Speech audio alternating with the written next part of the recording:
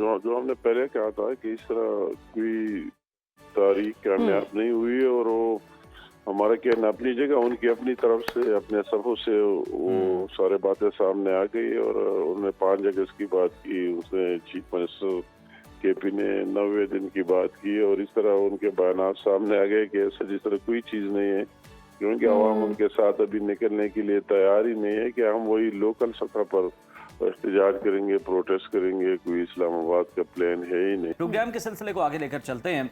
आपको बताएं तो गुज़श्ता 10 दिनों में पाकिस्तान ने सिफारती सतह पर बड़ी कामयाबियां हासिल की हैं। फील्ड मार्शल सैयद आसिम मुनीर ने चीन का दौरा किया और अहम मुलाकातें वहां पर की। उसके बाद नायब वज़ीर आज़म इसहाक डार की अमरीकी वज़ीर ख़ारजा से अहम मुलाकात हुई और अमरीका और पाकिस्तान के दरमियान ट्रेड मुआहदा हुआ। अब ईरानी सदर मसूद पेज़ेश्कियान पाकिस्तान के दौरे पर पहुंचे हैं। ईरान इसराइल जंग के बाद उनका पाकिस्तान का ये पहला दौरा है और इस दौरे के दौरान पाकिस्तान और ईरान के दरमियान 13 मुआहदे और मुफाहमत की यादाश्तों पर दस्तखत किए गए हैं। दोनों ममालिक के दरमियान तिजारती हजूम $10 अरब तक बढ़ाने पर इत्तेफाक हुआ है। जबरदस्त किस्म की ट्रेड भी हम देख रहे हैं होने जा रही है जी। और इस दौरान वज़ीर आज़म ने ईरान के जोहरी प्रोग्राम के हवाले से भी एक अहम बयान दिया है। ईरान के जोहरी प्रोग्राम के हक को तस्लीम किया गया है वज़ीर आज़म की जानिब से और उनका ये कहना था कि ईरान को पुरअमन मकासद के लिए जौहरी ताकत हासिल करने का पूरा हक हासिल है। पाकिस्तान पुरअमन मकासद के लिए जोहरी तवानाई के हसूल के ईरानी मौक़िफ़ के साथ खड़ा है और अच्छे वक्त में तो सभी दोस्त होते हैं, ये हमने भी देखा है ज़ाहिर कि अच्छे वक्त में तो हर कोई आपका साथ देता है, लेकिन असल दोस्त वही होता है जो कि बुरे वक्त में आपका हाथ थामे। और बिल्कुल इसी हवाले से हम अब बात करेंगे मुल्की सियासत की। तो तहरीक इंसाफ की एहतजाजी तहरीक में सिर्फ एक दिन बाकी रह गया है, काउंटडाउन शुरू हो गया है, मगर अभी तक हम देख रहे हैं कि एहतजाज के लाए अमल का टाइम फ्रेम और क़यादत को लेकर पीटीआई में शदीद कंफ्यूजन भी पाया जा रहा है। पता नहीं कब खत्म होगी, बिल्कुल क्योंकि ऐसे तहरीक एक दिन तो रह इंसाफ गया ने हाँ ऐलान किया कि एहतजाजी तहरीक तहफ़्फ़ुज़ आईन पाकिस्तान के प्लेटफॉर्म से चलाई जाएगी और महमूद खान अचकज़ई इसकी क़यादत करने वाले हैं, मगर तहरीक तहफ़्फ़ुज़ आईन पाकिस्तान ने इस बात से इनकार कर दिया। यानी वो इस बात से अक्सर जो है इनकारी हैं और मुस्तफ़ा नवाज खोकर ये कहते हैं कि पीटीआई का एहतजाज ना तो तहरीक तहफ़्फ़ुज़ आईन के प्लेटफॉर्म से हो रहा है और ना ही महमूद खान अचकज़ई इसकी क़यादत करने वाले हैं, बल्कि तहरीक तहफ़्फ़ुज़ पाकिस्तान इस एहतजाज की सिर्फ अखलाकी हिमायत ही करे। बिल्कुल ज़रा, अब देखना यह है कि कन्फ्यूजन का शिकार पीटीआई कितना मौसर एहतजाज कर पाती है और इस हवाले से हुकूमत की हिकमत अमली क्या होनी है। इसी तमाम सूरत हाल पर बात करने के लिए हमारे साथ मौजूद हैं अमीर मकाम साहब। बहुत बहुत शुक्रिया आपके वक्त का। जिस तरह से हम देख रहे हैं कि अभी सिर्फ एक दिन बाकी है, काउंटडाउन तो शुरू हो गया है, लेकिन तहरीक इंसाफ के अंदर की पार्टी की जो एक कन्फ्यूजन दिखाई दे रही है, जो किसी से भी आया नहीं है, वो खत्म नहीं हो पा रही। तो किस तरह से देख रहे हैं आप इस मामले को? इस तरह जो हमने पहले कहा था कि इस तरह कोई तारीख कामयाब नहीं हुई और वो हमारा क्या न अपनी जगह उनकी अपनी तरफ से अपने सफ़ों से वो सारे बातें सामने आ गई और उन्होंने 5 अगस्त की बात की, उसने चीफ मिनिस्टर केपी ने 90 दिन की बात की और इस तरह उनके बयान सामने आ गए कि ऐसा जिस तरह कोई चीज़ नहीं है, क्योंकि आवाम उनके साथ अभी निकलने के लिए तैयार ही नहीं है कि हम वही लोकल सतह पर एहतजाज करेंगे, प्रोटेस्ट करेंगे, कोई इस्लामाबाद का प्लान है ही नहीं।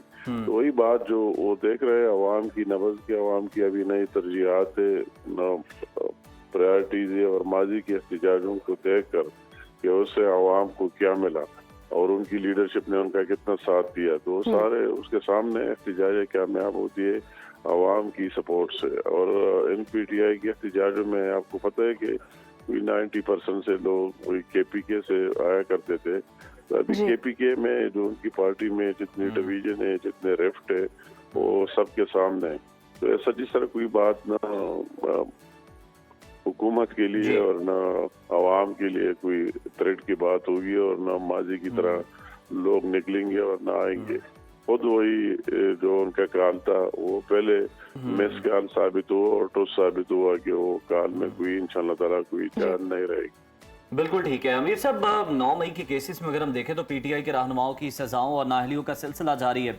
अगर सजा याफ्ता रहनुमा एहतजाज में शरीक हुए तो फिर हुकूमत का क्या प्लान है? उन्हें गिरफ्तार किया जाएगा? इस मुमकिन एहतजाज से किस तरह निपटने का हुकूमत प्लान कर रही है ओवरऑल?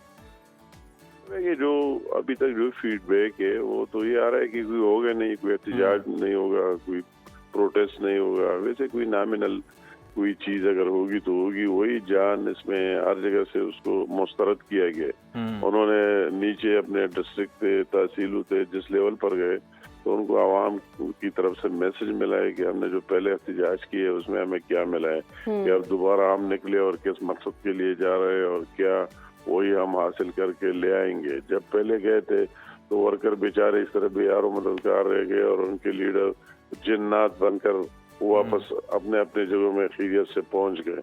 तो वही सब उनके सामने है और उनको आवाम की पल्स और नब्ज को देखकर कि आवाम उनके साथ है नहीं है निकलने के लिए, तो कोई इस तरह सच कोई इस तरह परेशानी की बात नहीं।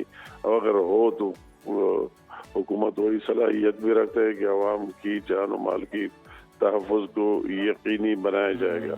माजी की तरह ये नहीं हुआ कि एयरपोर्ट्स बंद होंगे और दूसरे बंद होंगे और रास्ते बंद होंगे, इस तरह कोई बात नहीं। अमीर साहब, हुकूमत इसके लिए तैयार है। बिल्कुल ठीक है, तैयार है सर। हम मुमकिनात की अगर बात कर रहे हैं तो जिस तरह से आपने कहा कि हमें एहतजाज की तो कोई परवाह नहीं है, लेकिन मुमकिना तौर पर अगर तहरीक इंसाफ ये फैसला कर लेती है कि हम इस सेटअप को नुकसान पहुंचाएंगे, मौजूदा सेटअप को, हम असेंबलियों से निकल जाएंगे, तो आपको लगता है कि हुकूमत के लिए कोई नुकसान होगा या फिर तहरीक इंसाफ का अपना ही नुकसान होगा, सिस्टम डिरेल नहीं होगा किसी भी सूरत?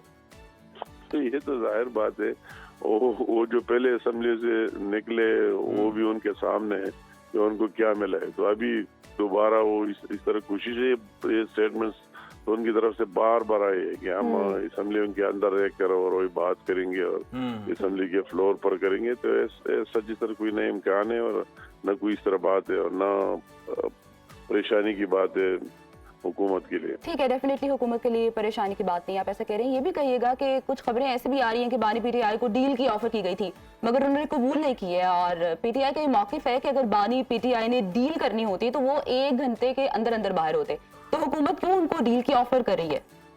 तो ये तो वैसे र्यूमर्स है, कोई भी कह सकता है कि इसके पास क्या सबूत मौजूद है किसी के पास कि उसको कौन गया और उसको ऑफर कर दिया और उसको कोई डील ऑफर की। ऐसा जिस तरह कोई बात नहीं है। उसको वही आईनी और कानूनी जो तकाजे पूरे करने होंगे और उसको अगर रिलीफ मिलना है बानी पीटीआई को तो अदालतों से मिलना है और कोर्ट से मिलना है। जाके अपने केस लड़ाया, अगर वो अपनी बेगुनाही साबित कर दी तो बेशक बाहर निकल आएगा, अगर बेगुनाही साबित न हो तो किस तरह निकल आएगा। अमीर साहब, तहरीक इंसाफ ने नाअहलियों के बाद हम देखते हैं खाली होने वाली नशिस्तों पर इलेक्शन ना लड़ने का ऐलान किया है। ऐसी सूरत में असेंबली इलेक्शन की क्या हैसियत रह जाएगी जब हरीफ ही नहीं होगा उस तरह से तगड़ा? मतलब है कि ये तो उन्होंने मतलब है, ये तो सिर्फ पीटीआई वाले ने, मुल्क में बहुत से पार्टी है और पहले भी पीटीआई वाले ने इंडिपेंडेंट लोग लड़े, अभी तो पीटीआई तो कोई पार्टी है ही नहीं, सारे उसमें आजाद ही लोग हैं। तो पहले खुद से पीटीआई इंडिपेंडेंट लोग थे और दोबारा भी अगर इलेक्शन लड़ना हुआ तो पाकिस्तान में बहुत से पार्टियां भी, दर्जन से ज्यादा पार्टियां भी मौजूद है और इंडिपेंडेंट लोग भी मैदान में आएंगे। ठीक है अमीर साहब, ये भी बताएगा सिफारती सतह पर पाकिस्तान को भी काफी बड़ी कामयाबियां मिली हैं। अगर हम गुज़श्ता 10 दिनों की बात करें तो इन तमाम कामयाबियों को आप किस तरह से देख रहे हैं?